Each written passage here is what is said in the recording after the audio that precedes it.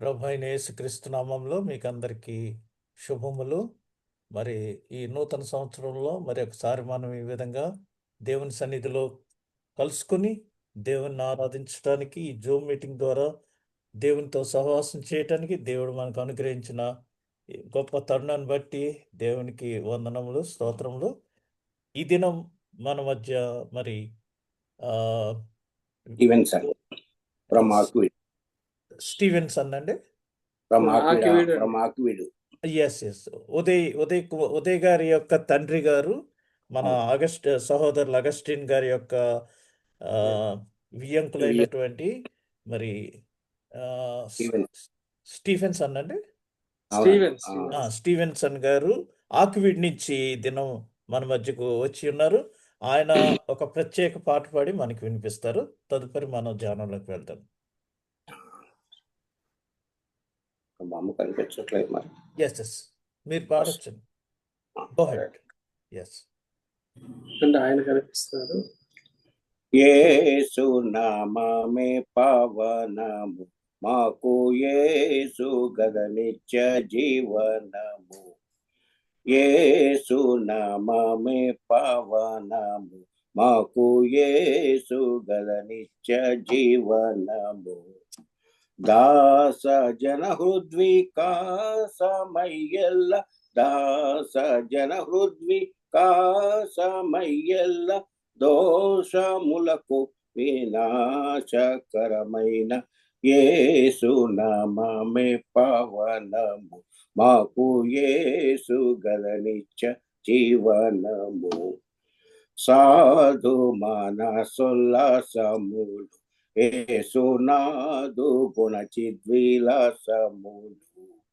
సాధు మనసోల్లాసములు యేసునాదు గుణచిద్విలాసములు.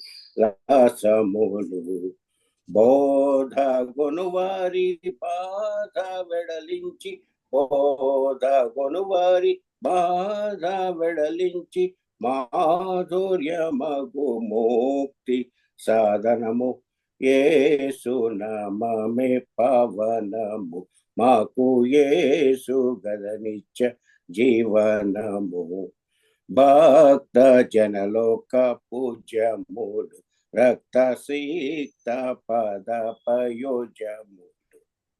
ముక్తి రాజ్యాభిషిక్తుడౌ సర్వ, ముక్తి రాజ్యాభిషిక్తుడౌ సర్వ శక్తియుతుడైన స్వామియగు క్రీస్తు యేసు నామమే పవనము, మాకు యేసు గగనిత్య జీవన.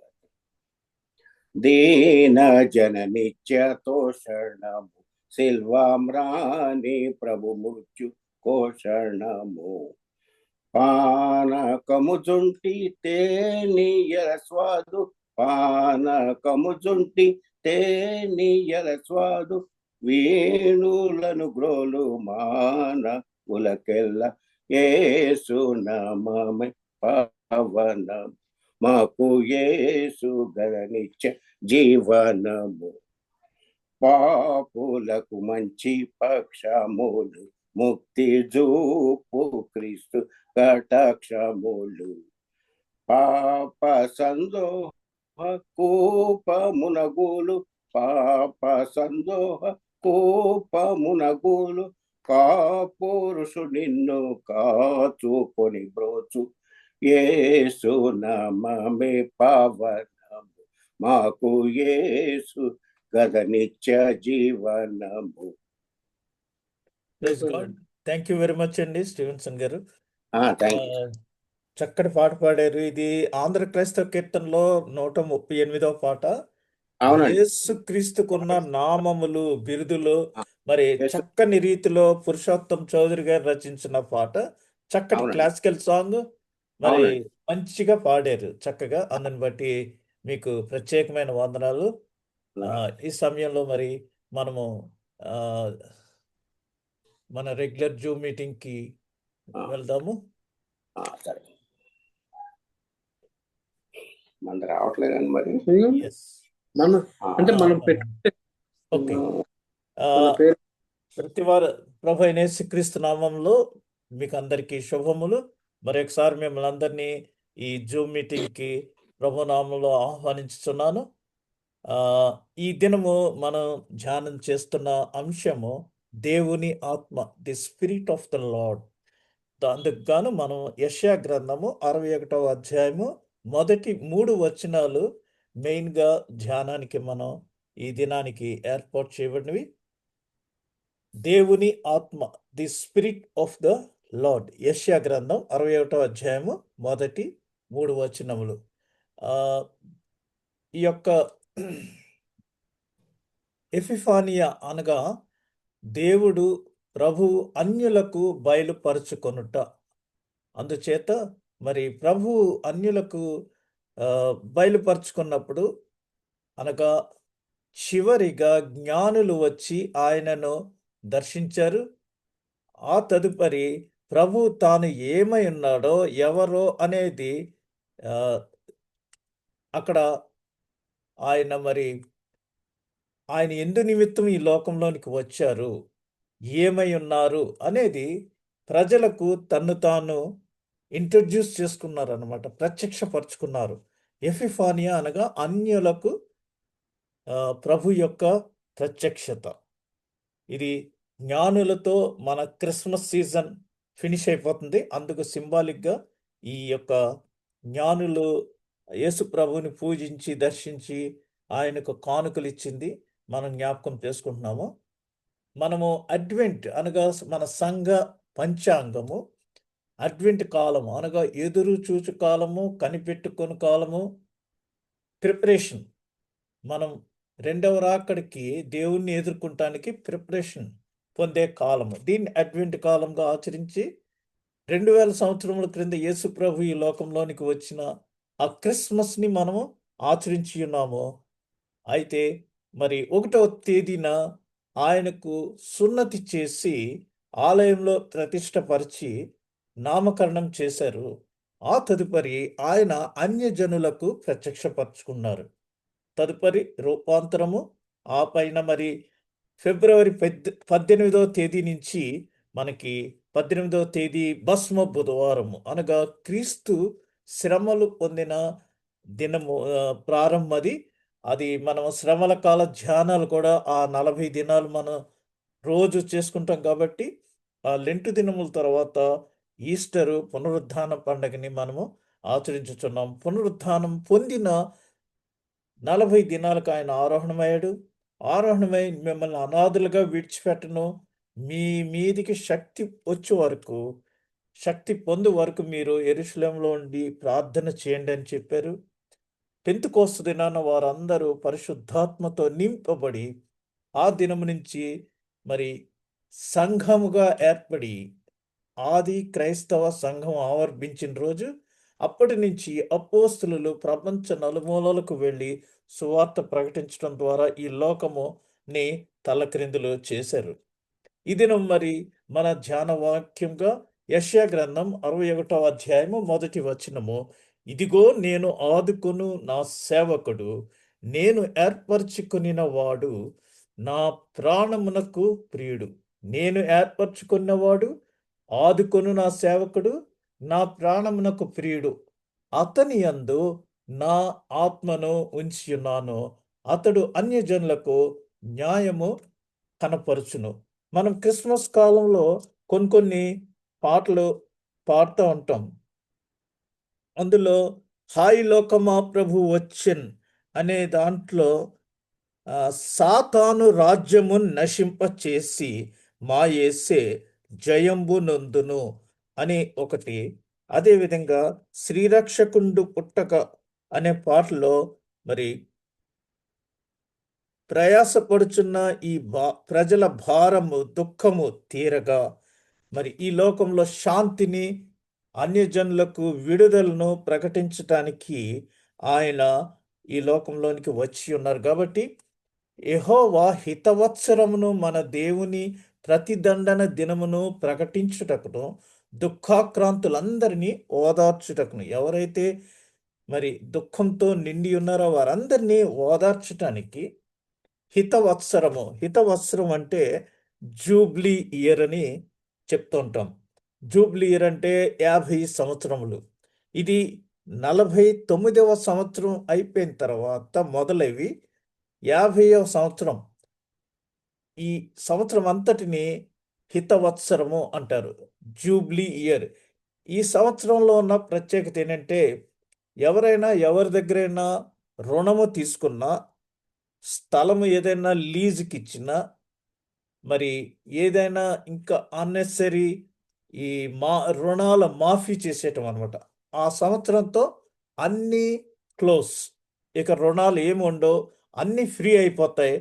అదేవిధంగా ఆ సంవత్సరము పంట పండించరు, భూమికి కూడా రెస్ట్ అన్నమాట. అది హితవత్సరం యొక్క ప్రత్యేకత. అయితే దీనిలో చాలా ఆంతర్యం అర్థం ఉంది. యెహోవా హితవత్సరమును. హితవత్సరం అంటే మనకి బైబిల్లో 40 అనే సంఖ్యకి చాలా ప్రాధాన్యత ఉంది. 40 హితవత్సరాలు అంటే 40 ఇంటూ 50 లెక్క పెడితే 2000 సంవత్సరములు. మనము గ్లాన్స్ ఒకసారి చూస్తే ప్రతి 2000 సంవత్సరములకి సృష్టిలో ఒక మార్పు వస్తుంది. అందుకని సృష్టికర్త ఆవర్భించిన రోజు 2000 సంవత్సరములు. యేసు ప్రభు మరణించినప్పుడు కూడా సృష్టి ఆయన మరణాన్ని ఎక్నాలెడ్జ్ చేసి, సూర్యుడు కాంతి విహీనమయ్యాడు, చంద్రుడే మరి భూమి కంపించింది, ఇవన్నీ జరిగినాయి. అలాగే ఆయన జన్మించినప్పుడు కూడా ఆకాశంలో ఒక తార వెలిసింది. ఇవన్నీ సృష్టికర్తను యొక్క మనుగడకి, ఆయన ఈ లోకంలోనికి వచ్చి ఆయన మరణాన్ని అవి ఎక్నాలెడ్జ్ చేసినాయి. ఎవరో రాజకీయ నాయకులు పెద్ద పెద్ద వాళ్ళు మరణిస్తే అనేక దేశాల నుంచి వచ్చి అందరూ నివాళులు అర్పిస్తారు. ఇక్కడ సృష్టే మరి ఆయన యొక్క రాకను, ఆయన యొక్క పుట్టుకను, ఆయన యొక్క మరణానికి ఎక్నాలెడ్జ్ చేసినట్టుగా మనం చూస్తున్నాం. కాబట్టి యెహోవా హితవత్సరం అంటే రిలీఫ్ ఇయర్ ప్రకటించడానికి యేసుప్రభు వచ్చాడు. ఏంటంటే మోషే ద్వారా మనకి ధర్మశాస్త్రం వచ్చింది. అయితే బెత్లెహేము బాలుని ద్వారా, యేసు ప్రభు ద్వారా మనమందరము ఆ ధర్మశాస్త్ర సంబంధమైన శిక్ష నుంచి విడుదల పొంది కృప ద్వారా మనము విమోచించబడి ఉన్నాం. సో అది ఈ యొక్క హితవత్సరం ప్రకటించడం అంటే దాని యొక్క అర్థం. సియోనులో దుఃఖించు వారికి ఉల్లాసం వస్త్రములు ధరింపచేయుటకును, బూడిదకు ప్రతిగా పూదండను, దుఃఖమునకు ప్రతిగా ఆనంద తైలమును, భారభరితమైన ఆత్మకు ప్రతిగా స్తుతి వస్త్రమును వారికిచ్చుటకు ఆయన నన్ను పంపి ఉన్నాడు. Why he has send to his beloved son, only begotten son అని చూస్తే, మరి ఈ పనులు చేయటానికి ఆయనను ఈ లోకంలోనికి పంపించున్నాడు. వారికిచ్చుటకును ఆయన నన్ను పంపి ఉన్నాడు. యెహోవా తన్ను మహిమపరుచుకున్నట్లు నీతి అను మస్తకి వృక్షములనియు, యెహోవా నాటిన చెట్లనియు వారికి పేరు పెట్టబడును.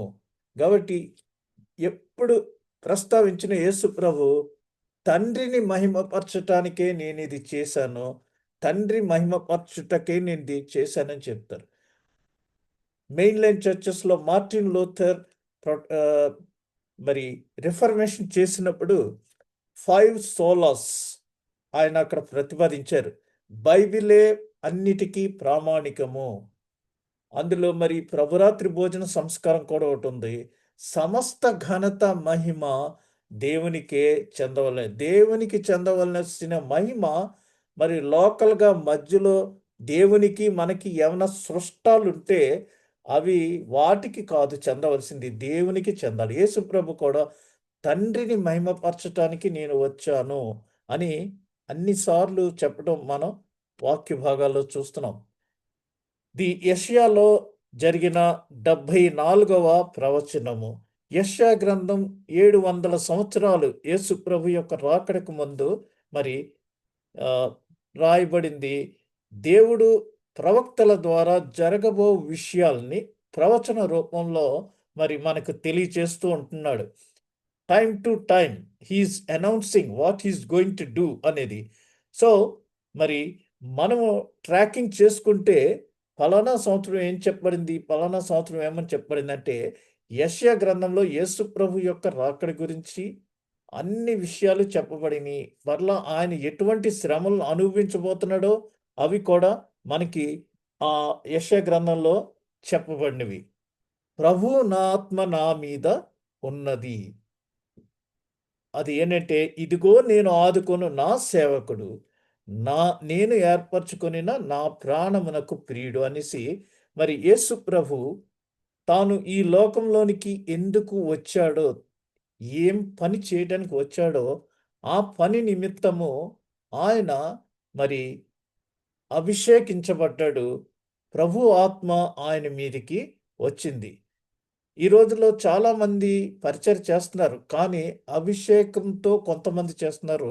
అభిషేకం లేకుండానే అనగా పిలుపు లేకుండా, దేవుని పిలుపు లేకుండా, అభిషేకం లేకుండా కొంతమంది చేస్తున్నారు. అయితే మనం ఏది చేసినా సరే దేవుని చిత్తమును ఎరిగి, దేవుని పిలుపుతో మనము ఆ పనిని చేయవలెను. అప్పుడే దేవునికి అది మహిమకరంగా, ప్రీతికరంగా ఉంటుంది. ప్రభు ఆత్మ నా మీద ఉన్నది అని యెషయా గ్రంథం 61వ అధ్యాయంలో వ్రాయబడిన ఆ యొక్క వాక్యానికి మరి ఫుల్ఫిల్మెంట్ అనగా ప్రవచనం యొక్క నెరవేర్పుకు లూకా సువార్త 4వ అధ్యాయం 16వ వచనంలో, తరువాత ఆయన తాను పెరిగిన నజరేతునకు వచ్చెను. ఆయన నజరేతు ఎందుకు వెళ్ళాడో మీకు తెలుసు. ఎందుకంటే హేరోదు 2 సంవత్సరాలు నిండిన పిల్లలందరినీ చంపేయండి అన్నప్పుడు యోసేపు మరియమ్మ యేసు ప్రభుని నజరేతుకు తీసుకొని వెళ్ళి అక్కడ పెరిగిన తర్వాత మరలా తిరిగి వచ్చారు. అక్కడ తన వాడుక చొప్పున విశ్రాంతి దినమందు సమాజ మందిరంలోనికి వెళ్ళి చదువుటకై నిలుచుండగా, ఐగుప్తులో ఆయన పెరిగి తరువాత నజరేతుకు వచ్చారు. నజరేతులో ఆయన బాయ్హుడ్ అనగా బాల్యము అక్కడ పెరిగినప్పుడు మరి పిల్లలు విశ్రాంతి దినం రోజున సమాజ మందిరంలోనికి వెళ్ళి ఎలా వెళ్తారో అలాగే వాడుక చొప్పున ఆయన కూడా వెళ్ళాడు. వెళ్ళి చదువుటకై నిలుచుండగా, ఇక్కడ సమాజ మందిరము అంటే సునగోగు అంటారు. ఇక్కడ పద్ధతి ఏంటంటే 7 వాక్యాన్ని చదువుతారు. మొదట యాజకుడు, రెండవ వాళ్ళు లేవీయుడు, 5 మంది డీకన్స్ అంటే డీకన్స్ కాదు, 5 మంది ఇశ్రాయేలీలు ఎవరైనా సరే వాక్యము చదువుతారు. కాబట్టి ఇక్కడ ప్రవక్త అయిన యెషయా గ్రంథము ఆయన చేతికి ఇయ్యబడిను. ఆయన గ్రంథము విప్పగా, ప్రభు ఆత్మ నా మీద ఉన్నది, బీదలకు సువార్త ప్రకటించుటకై ఆయన నన్ను అభిషేకించెను, చెరలోనున్న వారికి విడుదలను, గ్రుడ్డివారికి చూపును కలుగునని ప్రకటించుటకును, నలిగిన వారిని విడిపించుటకును. మనం క్రిస్మస్ మెసేజ్లో చూస్తే నశించిన దానిని వెదకి రక్షించటానికి మనుష్య కుమారుడు ఈ లోకంలోనికి వచ్చెను. అలాగే బంధముల్లో ఉన్న వారిని విడుదల చేయటానికి, ప్రభువు హితవత్సరము ప్రకటించుటకును ఆయన నన్ను పంపి ఉన్నాడు అని వ్రాయబడిన చోటు ఆయనకు దొరికెను. ఇక్కడ మరి ఇది నజరేతు అనే ప్రాంతము. ఈ నజరేతులో యేసు ప్రభు పెరిగాడు. అప్పుడు బాల్యంలో ఆయన వాడుక చొప్పున సునగోగు అనగా ప్రార్థనా మందిరానికి సబ్బాతు దినాన వెళ్ళాడు. వెళ్ళినప్పుడు అక్కడ ఏం జరిగిందో చూడండి. ఇక్కడ video. And he came to Nazareth, where he had been brought up. And as was his custom, he went to the synagogue on the Sabbath day, and he stood up to read. And the scroll of the prophet Isaiah was given to him. He unrolled the scroll and found the place where it was written, "The Spirit of the Lord is upon me, because he has anointed me to proclaim good news to the poor. He has sent me to proclaim liberty to the captives and recovering of sight to the blind, to set at liberty those who are oppressed, to proclaim the year of the Lord's favor." And he rolled up the scroll and gave it back to the attendant and sat down. And the eyes of all in the synagogue were fixed on him. And he began to say to them, Today, this scripture has been fulfilled in your hearing. And all spoke well of him, and marveled at the gracious words that were coming from his mouth. And they said, Is not this Joseph's son? And he said to them, Doubtless you will quote to me this proverb, Physician, heal yourself. What we have heard you did at Capernaum, do here in your hometown as well. And he said, Truly I say to you, no prophet is acceptable in his hometown. But in truth I tell you, there were many widows in Israel in the days of Elijah, when the heavens were shut up 3 years and 6 months, and a great famine came over all the land. And Elijah was sent to none of them, but only to Zarephath, in the land of Sidon, to a woman who was a widow. And there were many lepers in Israel in the time of the prophet Elisha, and none of them was cleansed, but only Naaman the Syrian. When they heard these things, all in the synagogue were filled with wrath. And they rose up and drove him out of the town, and brought him to the brow of the hill on which their town was built, so that they could throw him down the cliff. But passing through their midst, he went away.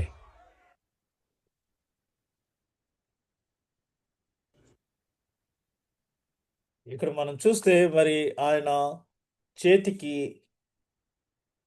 వ్రాయబడిన ప్రకారంగా దేవుడు యెషయా ద్వారా ముందుగా 700 సంవత్సరముల ముందు ప్రవచించాడు. ప్రభువగు యెహోవా ఆత్మ నా మీదికి వచ్చి ఉన్నది, దీనులకు సువార్తమానం ప్రకటించుటకును యెహోవా నన్ను అభిషేకించెను అని ఇవన్నీ చెప్పినప్పుడు అవన్నీ ఎక్స్ప్లెయిన్ చేస్తే ప్రవక్త ఉన్న ఊర్లో ఎప్పుడు కూడా అభివృద్ధి పొందడు, లేకపోతే యాక్సెప్టబుల్ కాదు. మనం కూడా ఎవరైనా మన ఏరియా నుంచి ఎవరైనా ఈడెవడో నాకు తెలుసు, చిన్నప్పుడు చాలా తేడాగా ఉన్నాడు అది ఇది అని బ్యాడ్గానే చెప్తాం. కానీ ఎప్పుడు మనం ఎస్ హీస్ గుడ్ పర్సన్ అని ఎవరు కూడా సర్టిఫై చేయరు. అది మన నైజం. ఇక్కడ వీరు కూడా ప్రవక్త ఎవరు లేరు ఇక్కడ అది ఇది అనేసి యేసు ప్రభుని వారు అంగీకరించలేదు. ఆయన ఎవరో వారికి ఇంట్రడ్యూస్ చేసుకుంటున్నాడు. ఈ ఎపిఫానియా అంటే అన్యజనులకు ప్రత్యక్షపరచుకునుట, తను ఎరుగని వారిని. అయితే వారు ఆయన యాక్సెప్ట్ చేయకోకుండా మరి ఆయన్ని బయటికి తరిమేసింది మనం చూసాం. అయితే దేవునిచ్చే ఆయన పని నిమిత్తము యేసు ప్రత్యేకించబడి అభిషేకించబడ్డాడు. ఆత్మ యొక్క అన్ని వరములు మరియు కృపలు ఆయనకు మరి ప్రసాదించబడినవి. ఇవి ఇతర ప్రవక్తల వలె కొంత మట్టుకు కాదు. ఎలా అంటే ఏలయనగా దేవుడు తాను పంపిన వానికి కొలత లేకుండా ఆత్మను అనుగ్రహించును గనుక ఆయన దేవుని మాటలే పలుకును. ఇప్పుడు మనకి చాలా మందికి పవర్స్ ఇస్తూ ఉంటారు. కొంతమందికి పోలీసు వాళ్ళు అందరి దగ్గర గన్స్ ఉంటాయి, కానీ అవి ఫైర్ చేయాలంటే వేరే ఆర్డర్ కావాలి. గన్నంత మాత్రాన వారు ఫైర్ చేయలేరు. ఆ విధంగా ప్రభు అన్ని వరాలు అన్ని కృపలు ఆయనకి ఇచ్చారు. కొలత లేకుండా ఫుల్ పవర్స్ ఇచ్చేసారు ఆయనకి. ఎందుకంటే తాను పంపిన వాడు కాబట్టి కొలత అనేది లేకుండా ఆయన మరి యేసు ప్రభుకి అనుగ్రహించి ఉన్నారు. ఆయనకు అప్పగించిన పని, why he came, what is his commission అని చూస్తే, ఎందుకనగా ఆయన యేసును అభిషేకించి పంపెను, ఎక్విప్ చేసి పంపించాడు. పరలోకం నుండి భూలోకమునకు కాలము సంపూర్ణమైనప్పుడు స్త్రీ గర్భాన్న ఆయనను పంపించారు. ఎందుకు అంటే అభిషేకించి పంపించారంటే, ఇక్కడ ఆయన అభిషేకించబడటం అంటే ఆయన ఆ పని కొరకు అర్హమై ఆథెంటికేటెడ్గా మరియు దానిని జరిగించుట అతని పిలుపు అని రెండింటిని సూచించుచున్నది. ఒకటి ఏంటంటే ఆ పనికి ఆయన అర్హుడు, 2 దానిని జరిగించుటకు పిలుపు ఉంది. ఇక్కడ అర్హత ఉంది, పిలుపు ఉన్నాయి 2. మనం ఒక్కొక్కసారి క్వాలిఫై అవుతాం కానీ అక్కడ పిలుపు ఉండదు. So we should be qualified and we should have God's call. అప్పుడే మనము ఆథెంటికేటెడ్గా మరి ఈ పరిచర్య చేయటానికి ఉంటుంది. అప్పుడు ఆయనకు సర్వాధికారము కలదు. ఇప్పుడు ఇదే అధికారము దేవుడు ఆరోహణమై వెళ్తున్నప్పుడు, నాకున్న సర్వాధికారమును ఐఎమ్ ఎంపవరింగ్ యూ, సర్వాధికారము మీకు ఇచ్చుచున్నాను. భూలోకంలో పరలోకంలో నాకు ఏ అధికారం ఉందో ఆ అధికారాన్ని మీకు ఇస్తున్నాను. మీరు వెళ్ళి సర్వలోకమునకు సువార్త ప్రకటించుడి అన్నాను. కాబట్టి God has given that power to us. Mark సువార్త 1:22 ఆయన శాస్త్రుల వలె కాక అధికారము గల వారి వలె వారికి బోధించను గనుక వారు ఆయన బోధకు ఆశ్చర్యపడిరి. ఇందాకేమో ఆయన్ని అక్కడి నుంచి బయటికి తరిమిస్తారు. మరి యోహాను సువార్త 5:27 మరియు ఆయన మనుష్య కుమారుడు గనుక తీర్పు తీర్చుటకు అధికారము తండ్రి అనుగ్రహించెను. ఆయన మనుష్య కుమారుడు, ఆయన బోధించుటకు అభిషేకించబడ్డాడు. The spirit of the Lord is upon him. ఎందుకు ఆయన ఆత్మ మరి యేసు ప్రభు మీద ఉందంటే, ఆయన బోధించటానికి అభిషేకించబడిన దేవునిచే దేవుని యొక్క పని నిమిత్తము యేసు ప్రత్యేకించబడి అభిషేకించబడ్డాడు. ఒక్కొక్కసారి స్పెషల్ టాస్క్ ఇచ్చి స్పెషల్ ఫోర్స్ని కొంతమందిని పంపిస్తూ ఉంటారు. వారు కరెక్ట్గా ఆ పని చేసి నిర్వహిస్తూ ఉంటారు, ఆర్మీలో కానీ పోలీస్ డిపార్ట్మెంట్లో కానీ. ఇక్కడ దేవుడు తను ఏదైతే చేయాలనుకున్నాడో సర్వ మానవాళిని ప్రేమించి ఎవరు నశించిపోకుండా ఉండటానికి తన యొక్క టాస్క్ నిమిత్తం యేసును ప్రత్యేకించి అభిషేకించారు. ఆత్మ యొక్క అన్ని వరములు, అన్ని కృపలు ఆయనకు మరి ప్రసాదించబడినవి. ఇతరుల ప్రవక్తల వలె కొంత మట్టుకే కాదు, లిమిట్. కొన్నిసార్లు క్రిమినల్స్ ఫైల్ ఇచ్చి వీన్ని పట్టుకుని తీసుకురా అంటాడు. అప్పుడు వాళ్ళు ఏమంటారు, వాళ్ళు అవసరమైతే షూట్ చేయొచ్చు అంటే కాలు మీద షూట్ చేయాలా, అది ఇదే. ఎట్టి పరిస్థితుల్లో వాడు చావకోకుండా తీసుకుని రావాలి, జిందా పక్కన అంటారు. అందుకని అనగా దేవుడు తాను పంపిన వానికి కొలత లేకుండా ఆత్మను అనుగ్రహించను కనుక ఆయన దేవుని మాటలే పలుకును. ఆయన ఎవరికి బోధించవలేను అని చూస్తే పేదలకు. ఇక్కడ పేదలు అంటే ఎవరంటే దానికి కరెక్ట్ మీనింగ్ ఇక్కడ మనం చూడవచ్చు. మత్తయి సువార్త 5:3 ఆత్మ విషయమై దీనులైన వారు ధన్యులు, వారు పరలోక రాజ్యము వారిది. మరల చూస్తే ఆర్థికముగా పేదవాడు కాదు గాని ఆత్మలో పేదవాడు. ఆత్మలో పేదవాడు ఎవరైతే ఆత్మలో మరి పూర్ స్టేజ్లో ఉన్నారో వారికి సువార్త ప్రకటించటానికి ఆయన ఈ లోకంలోనికి వచ్చారు.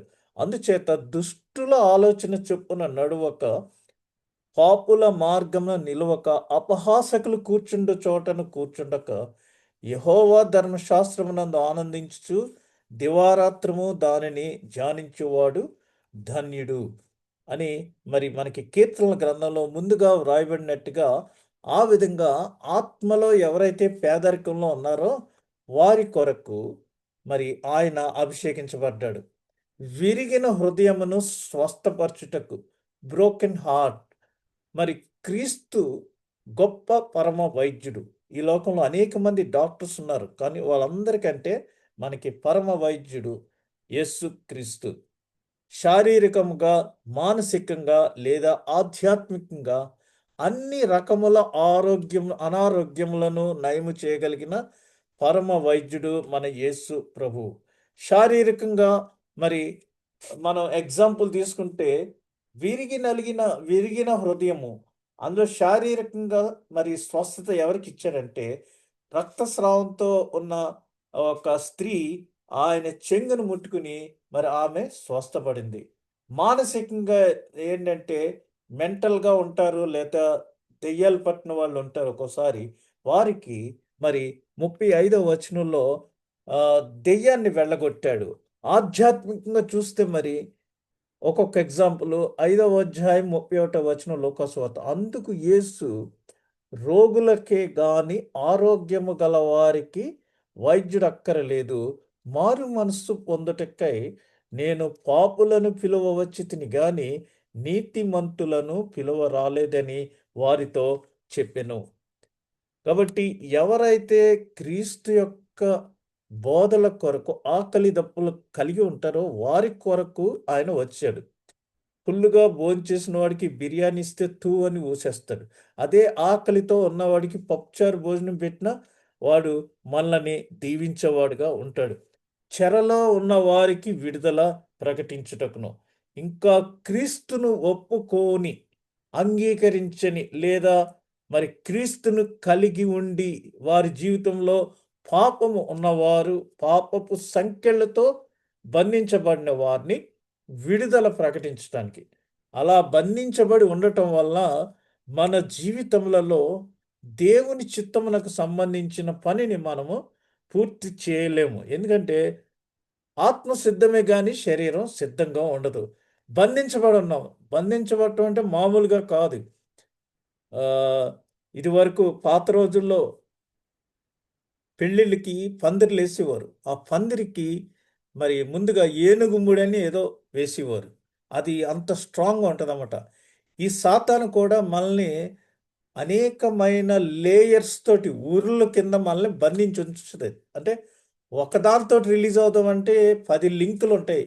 అవన్నిటిలోంచి ఆ అన్ని సంకెళ్ళు, పాపపు సంకెళ్ళలో నుంచి బయటపడతామంటే కళ్ళ. అటువంటి వారిని విడిపించుటకును మరి దేవుడు చిత్తం ఏమైనదో మన జీవితంలో ఆ చిత్తాన్ని మనం నెరవేర్చలేము. అప్పుడు అటువంటి ఆయన చిత్తాన్ని నెరవేర్చడానికి మనకి విడుదల ప్రకటించటానికి వేరొక నియమము నా అవయవములలో ఉన్నట్టు నాకు కనబడుచున్నది. అది నా మనస్సునందున్న ధర్మశాస్త్రముతో పోరాడుచు నా అవయవములలోనున్న పాప నియమమునకు నన్ను చెరపట్టి లోబరుచుకున్నది. మనం స్లేవ్స్ అయిపోయాం పాపమునకు. ఎందుకంటే పాపం చేత మనం చెరపట్టబడి లోబరుచుకున్నది. అంటే దానికి బానిసలు అయిపోయాము. అందుచేత మనం ధర్మశాస్త్రంతో పోరాడచ్చు. అటువంటి వారికి విడుదలను, స్వాతంత్ర్యం అనుగ్రహించటానికి. స్వాతంత్ర్యం 75, 76 సంవత్సరాలు వచ్చింది అది ఇదని చెప్తారు. కానీ అది కాదు స్వాతంత్రం. క్రైస్తవులకి ఈ ఇండిపెండెన్స్ ఏంటంటే ప్రభువే ఆత్మ, ప్రభు యొక్క ఆత్మ ఎక్కడ ఉండునో అక్కడ స్వాతంత్రం ఉండును. సో ప్రభు మనకి స్వాతంత్రాన్ని ఇచ్చాడు. బ్రిటిష్ వార్ అని అది వేరేగా చెప్పుకుంటాము. ఇక్కడ ఎప్పుడైతే మనము స్వాతంత్ర్యం పొందుతామో అప్పుడు సత్యము మనలను స్వతంత్రులుగా చేస్తుంది. యేసు ప్రభు మరి చెప్పారు కదా, నేను వెళ్ళిన తర్వాత పరిశుద్ధాత్మ మీ మధ్యకు వస్తుంది. పరిశుద్ధాత్మ మిమ్మల్ని సర్వసత్యములోనికి నడిపిస్తుంది. మీరు ఎప్పుడైతే సత్యాన్ని అంగీకరిస్తారో సత్యము మిమ్మల్ని స్వతంత్రులంగా చేయును అని చెప్పాడు. పాపము నుండి విముక్తి క్రీస్తు వలన మనకి వచ్చింది, క్రీస్తు నుంచి వచ్చింది. అలాగే 36వ వచనంలో కుమారుడు మిమ్మును స్వతంత్రులుగా చేసిన ఎడల మీరు నిజముగా స్వతంత్రులై ఉందురు. ఆథెంటికేషన్ ఇక్కడ. ఎందుకంటే దేవుని ఆత్మ ఆయన మీద ఉన్నది కాబట్టి ఆయన ద్వారా మనము స్వతంత్రులుగా చేయబడితే అప్పుడు నిజంగా స్వతంత్రులం అవుతాం. అంటే ఒక్కొక్కసారి మధ్యలో డూప్లికేట్ ఎవరైనా చేయొచ్చు, అది కాదు స్వతంత్రత. కుమారుడు మిమ్మును స్వతంత్రులుగా చేసిన ఎడల అప్పుడు మీరు నిజముగా స్వతంత్రులై ఉందురు అనేసి దేవుని యొక్క వాక్యం మనకి సెలవిచ్చుచున్నది. ప్రభు ఆమోదయోగ్యమైన సంవత్సరమును బోధించుటకు, దేవునికి ఇష్టమైన ఆ జూబ్లీ ఇయర్ అనగా హితవత్సరము ప్రకటించటానికి ఆయన అభిషేకించబడ్డాడు. ఎలా అంటే మరి ప్రభు ఆమోదయోగ్యమైన సంవత్సరము అనే మాటలతో ఆగిపోయాను. ప్రార్థనా మందిరంలో అక్కడ ఇందాక చూశారు కదా మీరు, గుమిగూడిన ప్రజలకు దేవుని కుమారుడని యేసు స్పష్టం చేసినట్లు, తెలియజేసినట్లు స్పష్టమైంది. నేను ఆథెంటికేటెడ్గా, ఆథరైజ్డ్గా నేను ఇవి ప్రకటిస్తున్నాను అని యేసుప్రభు వారికి ప్రకటించినప్పుడు వారు ఆయన్ని అంగీకరించలేదు. ఇది మొదటి ఆగమనములోని ప్రజలకు బహిరంగం చేయుట. ఎప్పుడైతే ఇన్ ద ఫస్ట్ గ్యాదరింగ్, అక్కడ ఫస్ట్ టైం యేసుప్రభు వారికి ప్రత్యక్షమై ఆయన ఎవరనేది బయలుపరుచుకున్నాడు. క్రీస్తు తన బహిరంగ పరిచర్యను 21వ వచనంతో ప్రారంభించారు ది లూకాసు వార్తలో. కాబట్టి యేసు క్రీస్తును దేవుడు ఎన్నుకొన్న వ్యక్తిగా అంగీకరించే సమయము ఆసన్నమైనది. This is the meaning of ఎపిఫానియా. ఎపిఫానియా అంటే దేవుడు అన్యజనులకు ప్రత్యక్షపరచుకొనుట.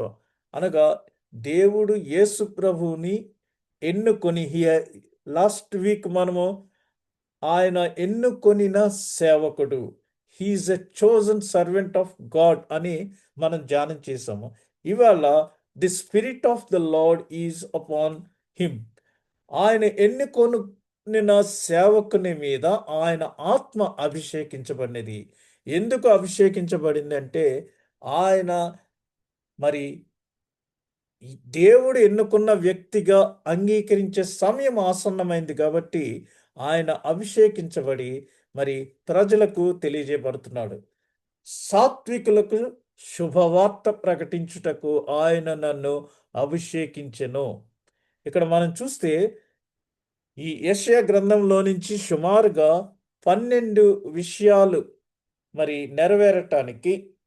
నెరవేరిని మనం గమనిస్తున్నాం. ఎందుకు ఆయనను అభిషేకించాడు దేవుడు అంటే, సాత్వికులకు శుభవార్త ప్రకటించుటకు ఆయన నన్ను అభిషేకించెను, విరిగిన హృదయాన్ని కట్టుటకు, బందీలకు విడుదల ప్రకటించుటకు, బంధించబడిన వారికి చెరసాల తెరుచుటకు, ప్రభు యొక్క ఆమోదయోగ్యమైన సంవత్సరమును ప్రకటించుటకు అని ఇంతవరకు మనం ఈ యొక్క అంశాలన్నీ ధ్యానం చేస్తున్నాం.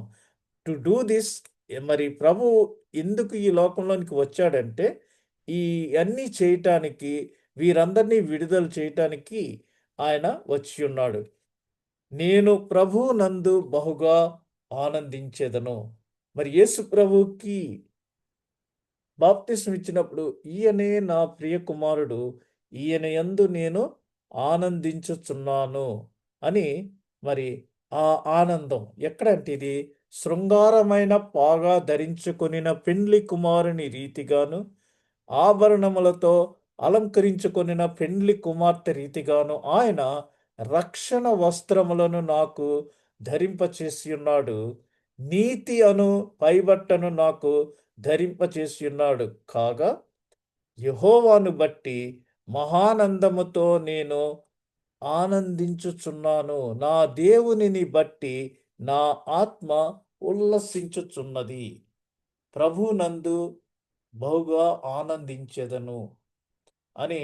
అంటే మరి నా దేవునిని బట్టి నా ఆత్మ ఉల్లసించుచున్నది అని మరి యెషయా గ్రంథంలో ముందుగానే చెప్పబడింది. ఇక్కడ చూడండి, ఆభరణములతో అలంకరించుకున్న పెండ్లి కుమార్తె రీతిగాను ఆయన రక్షణ వస్త్రములను నాకు ధరింపచేశాడు, నీతి అను పైబట్టను నాకు ధరింపచేసి ఉన్నాడు. అందుకని మెయిన్ లైన్ చర్చెస్లో మరి పాస్టర్స్, యాజకులు వారు ముందు క్యాసిక్ అని ఒక మరి నిలువుటంగి వేసుకుంటారు, దానిపై పల్చటి సర్ప్లస్ అని ఇంకొక అంగి వేసుకుంటారు, నీతి అను పైబట్టను నాకు ధరింపచేసినాడు. పాస్టర్స్గా ఉన్న వాళ్ళు ఓన్లీ క్యాసిక్కే వేసుకుంటారు, అనగా ఇక్కడ దిస్తాష లాంటిది. అయితే ఎవరైతే అభిషేకించబడ్డారో, రెవరెండ్గా పిలువబడ్డారో, పాస్టర్కి రెవరెండ్కి డిఫరెన్స్ ఉంది. పాస్టర్ అంటే ఓన్లీ ఆ వేదాంత విద్యను అభ్యసించిన వాడు.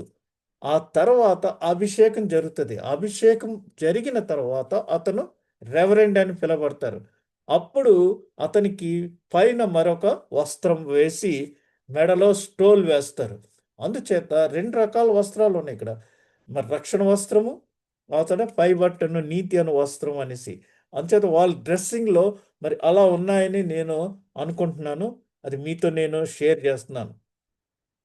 నా ఆత్మ దేవుని యందు ఆనందించుచున్నది. ఆయన నన్ను రక్షణ వస్త్రములతో ధరించెను.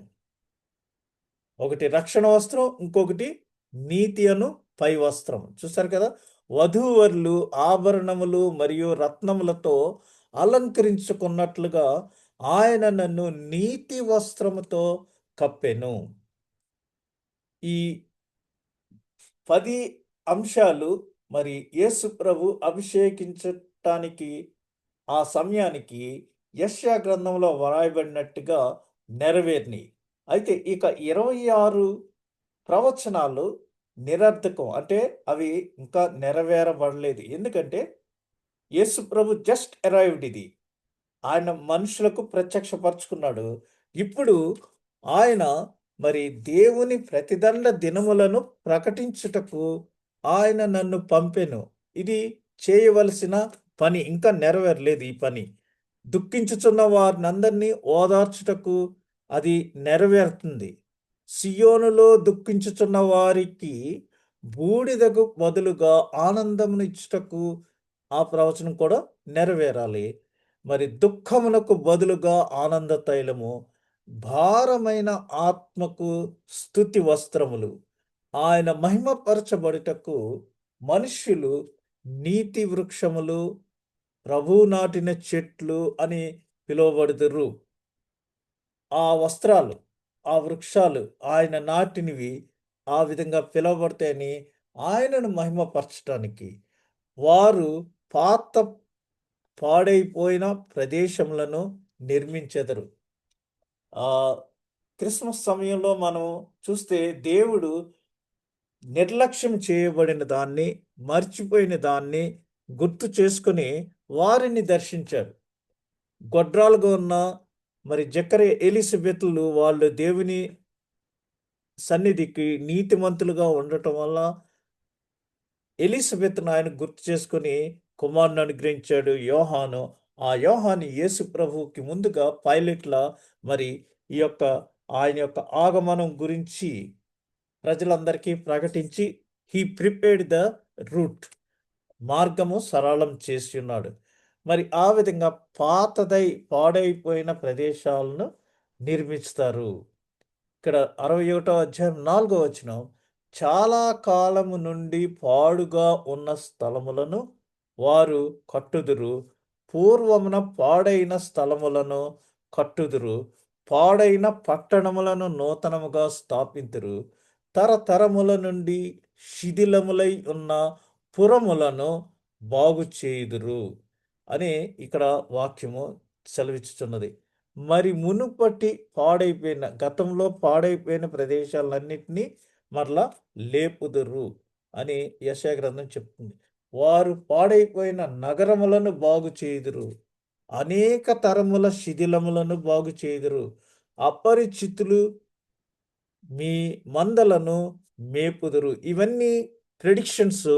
ఇవన్నీ యేసు ప్రభు వచ్చిన తర్వాత జరగనయ్యున్న సంగతులు. అనగా యెషయా గ్రంథంలో చెప్పబడి ఇంకా జరగని అంశాలు ఇప్పుడు యేసు ప్రభు యొక్క జీవితంలో ఆయన పరిచర్యలో ముందుకు జరిగే విషయాలు అన్నమాట ఇవన్నీ. అన్యులు నిలవబడి మీ మందలను మేపెదరు, పరదేశులు మీకు వ్యవసాయకులను, మీ ద్రాక్ష తోట కాపరులను అగుదురు. ఇందులో చాలా అర్థం ఉంది. అన్యులు నిలవబడి మీ మందలను మేపెదరు, పరదేశులు ఫారిన్ లేబర్ని తెచ్చుకుని మీరు వ్యవసాయం చేస్తారు, మరి మీ ద్రాక్ష తోటకి వాళ్ళు కాపర్లగుతారు. పరదేశులు మీ వ్యవసాయకులను, మీ ద్రాక్ష తోట కాపర్లను అవుతారు అనేసి ఇక్కడ వాక్యం మనకి తెలియజేయుచున్నది. మీరు ప్రభువునకు యాజకులుగా ఉందురు. 6వ వచనం, మీరు యెహోవాకు యాజకులు అనబడుదురు, వారు మా దేవుని పరిచారకులని మనుష్యులు మిమ్మును గూర్చి చెప్పుదురు, జనముల ఐశ్వర్యమును మీరు అనుభవింతురు, వారి ప్రభావమును పొంది అతిశయింతురు. అంటే మరి అంతకుముందు మోషే ధర్మశాస్త్రం చొప్పున దేవుడు మోషేకి సెలవిచ్చింది ఏంటంటే, దేవుడు రెండు కమిటీల్ని అపాయింట్ చేశాడు. ఈ రోజుల్లో సంఘాల్లో చూస్తే పెద్ద లిస్ట్ ఆఫ్ కమ్యూనిటీస్ ఉన్నాయి. అనేక రకాలైన పరిచర్యలతో కూడిన కమిటీలు. అయితే దేవుడు మోషేతో రెండు కమిటీలు ఫిక్స్ చేశాడు. ఒకటి యాజక వృత్తి. ఇది అహరోను సంతతి వారు అనగా లెవైట్స్, లేవీయులు ఈ పరిచర్య చేస్తారనేసి. ఇంకొకటి దేవుని సన్నిధిలో మరి సంగీతం అనేది చాలా ప్రాధాన్యత. మ్యూజిక్ కోసం ఆయన ఆసాపు వంశంలో నుంచి వచ్చిన వారు సంగీత మరి ఇవన్నీ చేస్తారు.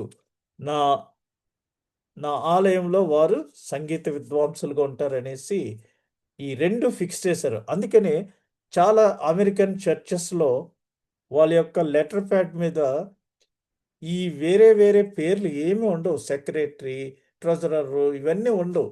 అక్కడ ఏముంటుందంటే పాస్టర్ గారి పేరు ఉంటుంది, రైట్ సైడ్ మ్యూజిక్ మినిస్టర్ అని ఉంటుంది. ఎందుకంటే సంఘానికి కావాల్సింది పాస్టర్ గారి యొక్క నడిపింపు. మ్యూజిక్ తోటి మనము దేవునిని ఆరాధించువారు మరి తంబూర సితార నాదముతో అని ఉంది కదా. ఆత్మతో సత్యంతో అనేదేమో పాస్టర్ గారు చేస్తే, తంబూర సితార నాదంతో అనేది మ్యూజిషియన్స్ చేయాలి. కాబట్టి ఈ రెండు కమిటీలు. అయితే ఇప్పుడు వేరే కమిటీలు ఏర్పడినవి. ఇప్పుడు ప్రభు ఏం సెలవిచ్చారంటే మనకి యేసు,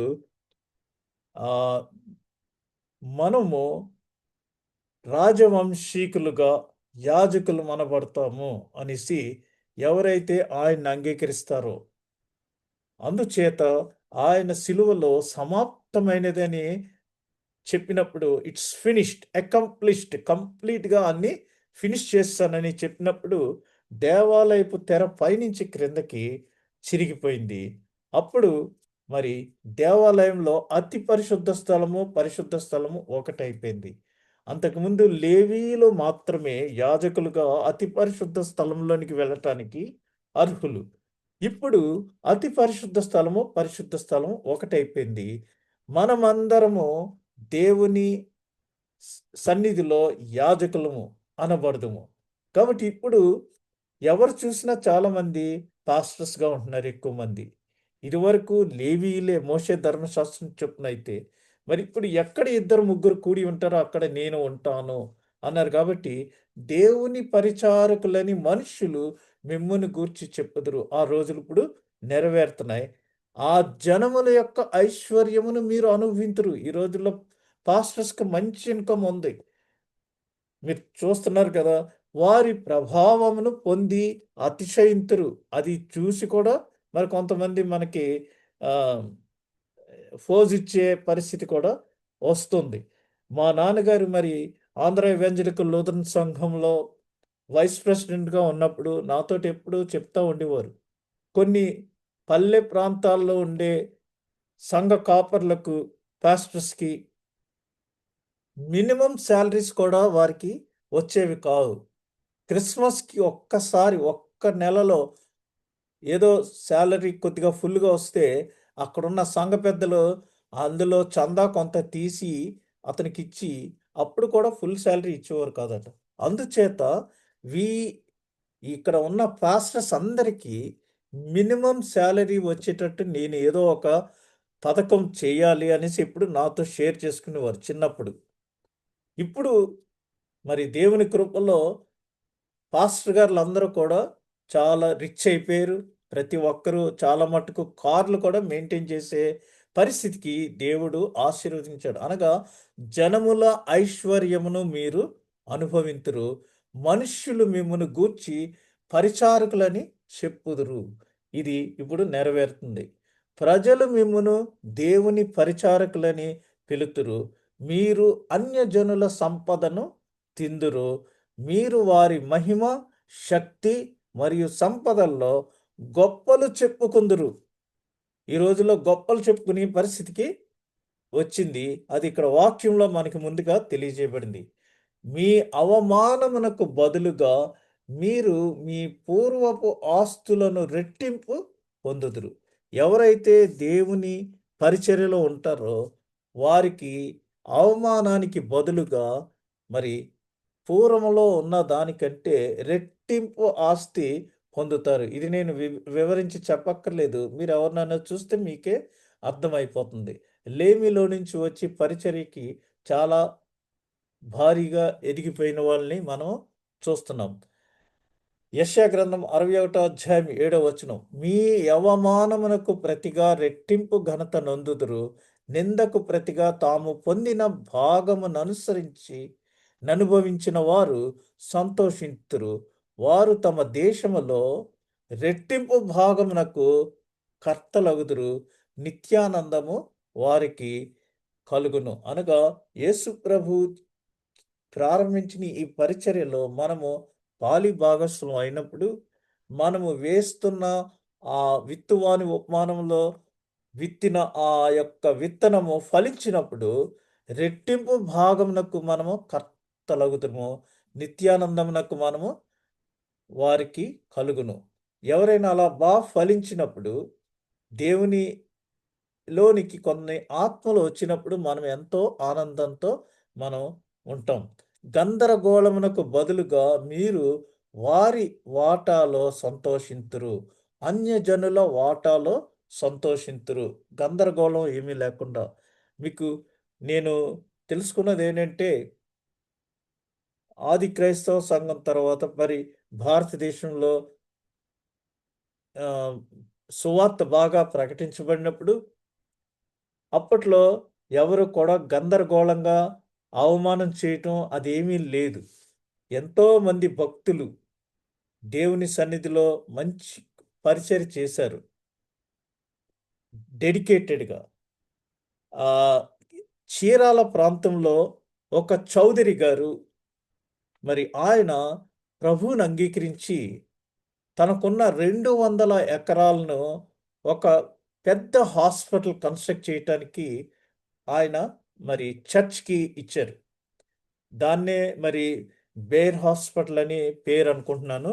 చీరాలలో ఆ హాస్పిటల్ బేర్ హాస్పిటల్, దానికి ఒక అన్యుడు ప్రభువుని అంగీకరించి 200 ఎకరములు విరాళంగా ఇచ్చారు. అనగా మీరు వారి వాటాలో సంతోషింతురు.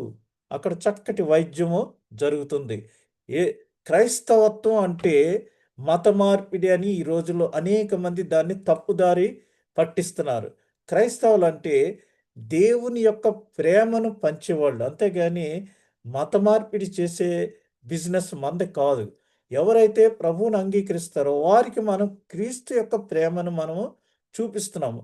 మరి అందుకే మనము విద్యను అభ్యసిస్తున్నాం. క్వాలిటీ ఎడ్యుకేషన్, క్వాలిటీ హెల్త్, అంటే క్వాలిటీ మంచి వైద్యాన్ని ఇచ్చారు. ఎవరంటే మరి మిషనరీస్, ఈ లోకంలోనికి వచ్చి మన దేశానికి వచ్చిన మిషనరీస్. అప్పట్లో అనేక మంది ట్యూబర్కులోసిస్ టీవీ వచ్చి చనిపోతుంటే వారందరి కోసం అనేక చోట్ల శానిటోరియంస్ కట్టి ఆ రోజుల్లో మరి వారికి చక్కటి మంచి క్వాలిటీ వైద్యాన్ని డెడికేటెడ్గా వారు ఇచ్చారు. ఈ రోజున సిఎంసి మరి క్రిస్టియన్ మెడికల్ కాలేజ్ వెల్లూరు కానీ లేదా లూధియానా కానీ ఇవన్నీ ఉన్నాయంటే అవి ఒక నైట్ వాళ్ళ నాన్నగారు బీయింగ్ ఏ మ్యాన్ వైద్యం చేయడానికి వారు తిరస్కరించడం వల్ల 3 ప్రెగ్నెంట్ లేడీస్ చనిపోయారు. తన కుమార్తెను రమ్మంటే ఆమె, నేను డాక్టర్ని కాదు, నేను ప్రసవం చేయటానికి నాకు తెలీదు, మా నాన్నగారు చేయాలి అంటే ఆ రోజుల్లో మగవాళ్ళు ఆడవాళ్ళకి వైద్యం చేయటం ఒప్పుకోలేదు. అలా మేము చావరానా చస్తాం కానీ మగవాడు చేయకూడదు అన్నప్పుడు నెక్స్ట్ డే ఆ 3 శవాలుగా మారి వారింటి ముందు నుంచే నెక్స్ట్ డే టైం వెళ్ళినప్పుడు ఆమె మరి అమెరికా వెళ్ళి వేరే కోర్స్ చదవాలనుకున్న తను అమెరికా వెళ్ళి వైద్య వృత్తిలో నిపుణురాలై వచ్చి అక్కడ వారి కొరకు దేవుని ప్రేమను చూపిస్తూ ప్రారంభించిందే క్రిస్టియన్ మెడికల్ కాలేజ్. ఇవన్నీ తెలియక చాలామంది క్రైస్తవులంటే మత మార్పిడి, క్రైస్తవులంటే మత మార్పిడి, ఇదే స్లోగన్ ఎక్కువైపోయింది. అంధత్వం అంటే అదే. అటువంటి వారికి చూపు కలిగించడానికి యేసు ప్రభు వచ్చారు. వారు ఇంకా అంధత్వంలో ఉన్నారు. సో మీరు వారి భూమిని రెట్టింపుగా కలిగి ఉందురు అని ఇక్కడ వాక్యం మనకి తెలియజేస్తున్నది. మీకు శాశ్వత ఆనందం ఉంటుంది. అది మరి యేసు ప్రభు వచ్చి మనకి అనుగ్రహించిన కృపను బట్టి మనము ప్రభువులో ఆనందించుచున్నాము. ఎల్లప్పుడూ ఆనందించుడి, ప్రభువులో ఆనందించుడి, బహుగా సంతోషించుడి అని ఎఫెసీ పత్రికలో, ఫిలిప్పీ పత్రికలో మనకి చెప్పబడింది. నేను వారి పనిని సత్యములో నడిపించెదను. ఎవరి పని? ఇశ్రాయేలీయుల పని. ఏంటంటే ఏలయనగా న్యాయము చేయుట యెహోవానగు నాకు ఇష్టము, అతడు అన్యాయముగా ఒకని సొత్తు పట్టుకొనుట నాకు అసహ్యము. సత్యమును బట్టి వారి క్రియాఫలమును వారికిచ్చుచు వారితో నిత్య నిబంధన చేయుదును. అన్యాయమంతా ఇక్కడ క్రిస్మస్ పాటల్లో చూస్తే అన్యాయమంతా తాను పోగొట్టి మీ పాప భారమంతయు మరి ఆయన వహించటానికి ఈ లోకంలోనికి వచ్చాడు అనేసి చాలా పాటల్లో వ్రాయబడి ఉంది. మరొక పాటలు ఏంటంటే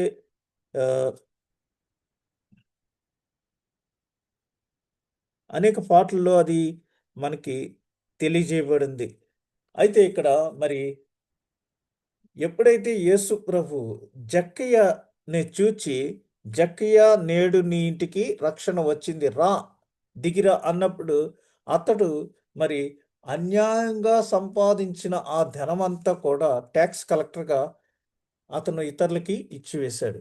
అన్యాయంగా ఒకని సొత్తు పట్టుకొనుట నాకు అసహ్యము, అందుచేత సత్యమును బట్టి వారి క్రియాఫలమును వారికి ఇచ్చును, వారితో నిత్య నిబంధన చేయుదును అనేసి ప్రభువు మనకి ఇక్కడ సెలవిస్తున్నారు. ఎలా అంటే ఆ నిత్య నిబంధన జక్క ఇంటికి రక్షణ వచ్చింది. ఆ తర్వాత మరి మనకి నిత్య నిబంధన చేయుదును. ఎలాగనగా ఆ దినములైన తర్వాత నేను వారితో చేయబో నిబంధన ఇదే, నా ధర్మ విధులను వారి హృదయమందుంచి వారి మనస్సు మీద వాటిని వ్రాయుదును అని చెప్పిన తరువాత ఇది ప్రవచనముల నెరవేర్పు, అడ్వెంట్ కాలము. అంటే దేవుడు యెషయా, యిర్మీయా, యెహెజ్కేలు, మీకా, మలాకి వీరందరి ద్వారా మనకి టైం టు టైం తెలియజేసిన విధంగా మీతో క్రొత్త నిబంధన చేయు దినములు సమీపముగా ఉన్నవి, నా దూతను పంపుచున్నాను, మీకును నాకును మధ్య దూతగా వస్తాడు, అంటే ఒక అంబాసిడర్గా మీ దగ్గరికి వస్తున్నాడు అని ప్రభువుని మెస్సీని మన కొరకు పంపించాడు. మెస్సీ వచ్చినప్పుడు మరి మన కొరకు ఆ నూతన హృదయమును మీకు ఇచ్చేదను, రాతి గుండెను మీకు తీసివేసి నూతన మాంసపు హృదయంను మీకు ఇస్తాను, దాని మీద నా యొక్క నిబంధన వ్రాయుదును అని యెహెజ్కేలులోను యిర్మీయాలో చెప్పబడింది.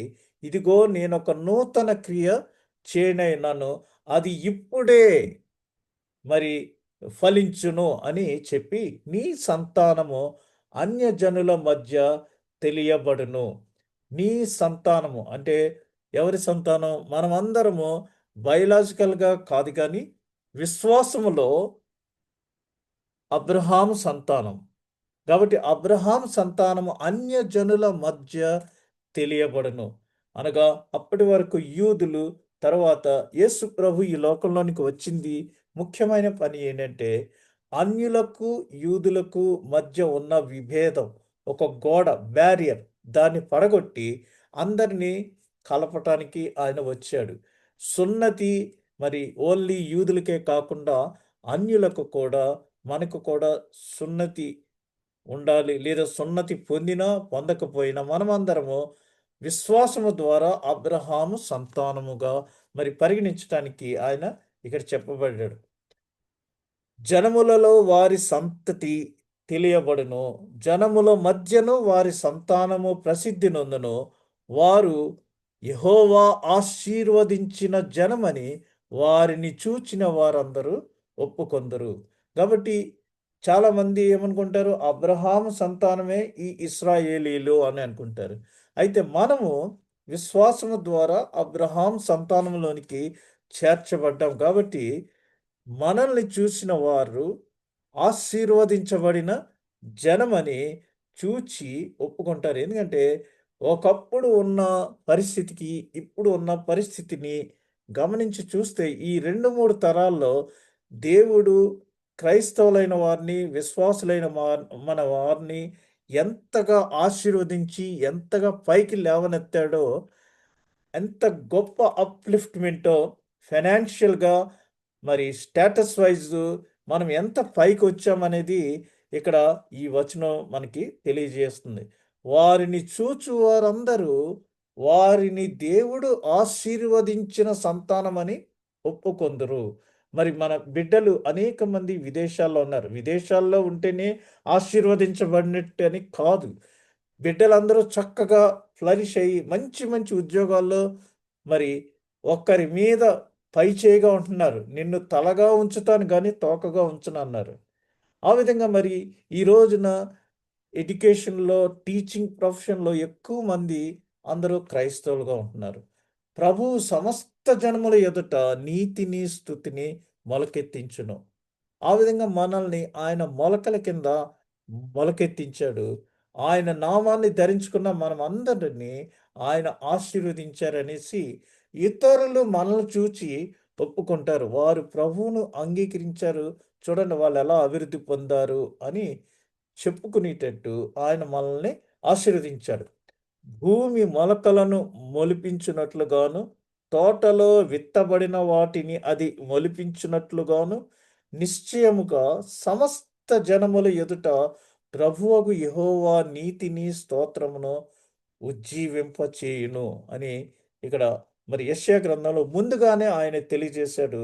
ఇది రానున్న దినముల్లో మరి జరగబోయే మరి డెవలప్మెంట్స్ లేదా ఇవి ప్రవచనముల యొక్క నెరవేర్పు. ఈ ప్రవచనాలన్నీ ఇంకా నెరవేరవలసి ఉన్నది. ఆ విధంగా ఇప్పుడు మనము ఇదివరకటికి ఇప్పటికి మరి ఒకప్పుడు మనం అణగద్రొక్కబడిన జనం, ఇప్పుడు విడుదల చేయబడ్డాం. ఒకప్పుడు మరి పేద స్థితిలో ఉన్నవారు ఇప్పుడు అందరూ రిచ్ అయిపోయారు. ఒకప్పుడు సరైన ఇల్లు లేనోళ్ళు మంచిగా ఇప్పుడు మేడల్లో ఉంటున్నారు. ఆ విధంగా ఎక్కడ చూసుకున్నా సరే there is a lot of development. ఒకప్పుడు మా నాన్నగారు మరి చాలాసార్లు ఈ రాజోలు, మల్కీపురం ఈ ప్రాంతాలకి వివాహాలకి స్పెషల్‌గా వారు ముందుగా వచ్చి ఆహ్, ఆహ్, ఫిక్స్ చేసుకునేటప్పుడు టైము నేను అక్కడ ఉండి మాట్లాడుతూ ఉంటే అప్పుడు చెప్తా ఉండేవారు. ఒకప్పుడు రాజులు దగ్గర ఉన్న ఆ భూములన్నీ కూడా ఈ రోజున చాలామంది అక్కడి నుంచి విదేశాలు, గల్ఫ్ దేశాలు వెళ్ళి వాళ్ళ భూములన్నీ వీళ్ళు కొనేశారు. ఒకప్పుడు రాజులు మరి అజమాయిషి అంటే వారి డామినేషన్ ఉన్న చోట వారి భూములన్నీ వీరు తీసుకున్నారు, కొన్నారు అని అనేక సార్లు ఇవన్నీ చెప్పారు. ఎందుకంటే దేవుడు మనల్ని ఆశీర్వదించాడు. అబ్రహాం తోటి ఏం చెప్పాడు లాస్ట్, నేను నీకు చూపించు దేశమునకు నువ్వు వెళ్ళు, నిన్ను నేను ఆశీర్వదిస్తాను అన్నాడు. కాబట్టి మనం మన తల్లిదండ్రుల్ని, మన బంధువుల్ని విడిచి మనము ఆయన చూపించు దేశానికి ఆయన చిత్తం ప్రకారం వెళ్ళినప్పుడు దేవుడు మనల్ని ఆశీర్వదిస్తాడు. నేను కూడా మరి అదే విధంగా కోవిడ్ దేశానికి వచ్చాను. ఎందుకంటే దేవుడు నన్ను ఇక్కడికి నడిపించాడు ఒక ప్రణాళిక చొప్పున. ఎందుకంటే ఇక్కడ నన్ను అనేక మంది కొరకు సాక్షిగా నిలబెట్టడానికి ఆయన నన్ను నడిపించాడు. ఇక్కడికి రాకమునుపు అనేక దేశాలకి నాకు ఇంటర్వ్యూస్ వచ్చినాయి. కానీ ఏది కూడా 100% సక్సెస్ అవ్వలేదు. చివరి వరకు వచ్చిన తర్వాత కొన్ని మరి ఆగిపోయినాయి. అయితే దేవుడు నన్ను మరి మెర్సీ నా భార్యను వివాహం ద్వారా మరి దేవుడు నన్ను ఇక్కడికి నడిపించాడు. మేము వివాహం చేసుకుని ఆ తర్వాత నా భార్య ద్వారా నేను కువైట్ రావటం జరిగింది. ఇక్కడ ప్రభు సేవలో మరి ఎక్కువగా వాడబడటానికి దేవుడు నన్ను మరి ఈ దేశానికి నడిపించాడని, నేను ఇక్కడికి వచ్చిన తర్వాత అది దేవుని చిత్త ప్రకారంగా ఇది యెహోవా ఏర్పాటు చేసిన కార్యం అనేసి నేను నమ్మాను. ఎందుకంటే ఇక్కడికి వచ్చిన తర్వాత అన్నీ టక్ టక్ టక్ టక్ మని క్లియరెన్సెస్ వచ్చేసినాయి. ఎక్కడికి వెళ్ళినా అన్నీ మరి దేవుని ఏర్పాటు ప్రకారంగా జరిగినాయి. అవన్నీ చూసి ఇది దేవుని చిత్తమై ఉన్నది ఈ ప్రదేశానికి రావటం అని నేను ఎంతగానో ఆనందించాను. ఆ ఆనందాన్ని నేను పొంది ఉన్నాను. ఇప్పుడు మనం ఈ జూమ్ మీటింగ్‌లో ఈ విధంగా వారం వెంబడి వారము అనేకమైన విషయాలు మీతో పంచుకుంటానికి, మీరందరూ అటెండ్ అయ్యి వినటానికి ఇది దేవుడు చూపించిన కృప. చివరిగా మనం చూస్తే మెస్సియా అభిషేకించబడుటకున్న 10 కారణాలు ఏంటంటే, ఎందుకు దేవుడు ఆయనను అభిషేకించాడు? ఎందుకు ఆయనను దేవుడు ఎంచుకున్నాడు? His chosen servant and the spirit of the Lord is upon him. ఎందుకు అభిషేకించాడంటే సాత్వికులకు శుభవార్త ప్రకటించటానికి, విరిగిన హృదయాల్ని కట్టడానికి, బందీలకు విడుదల ప్రకటించటానికి, బంధించబడిన వారికి చెరసాల తెరుచుటకు, ప్రభు యొక్క ఆమోదయోగ్యమైన హితవత్సరమును ప్రకటించటానికి, ప్రతిదండన చేయు దినమును ప్రకటించటానికి, ద డే జడ్జిమెంట్ డే ప్రకటించటానికి, దుఃఖించుచున్న వారి అందరినీ ఓదార్చుటకు. ఇక మీరు చూడండి, శ్రీరక్షకుండు పుట్టగా అనే పాటలో ఆ రమ్యమైన గానము ఈవేళ మ్రోగును, సంతుష్టులైన భక్తులు ఆ ధ్వని విందురు, ప్రయాసపడు ప్రజల దుఃఖంబు తీరగా. సియోనులో దుఃఖించుచున్న వారికి బూడిదకు బదులుగా ఆనందాన్ని ఇస్తున్నారు. దుఃఖించుచున్న వారందరినీ వారి దుఃఖంబు తీరగా ఆ శ్రావ్యమైన గానము ఈవేళ మీరు వింటారు అని ఈ చక్కటి పాట ఆ భక్తుడు శ్రీరక్షకుండు పుట్టగా ఆకాశ సైన్యము మరి ఏతెంచి ఈ పాట పాడింది అని ఇక్కడ రాయబడింది.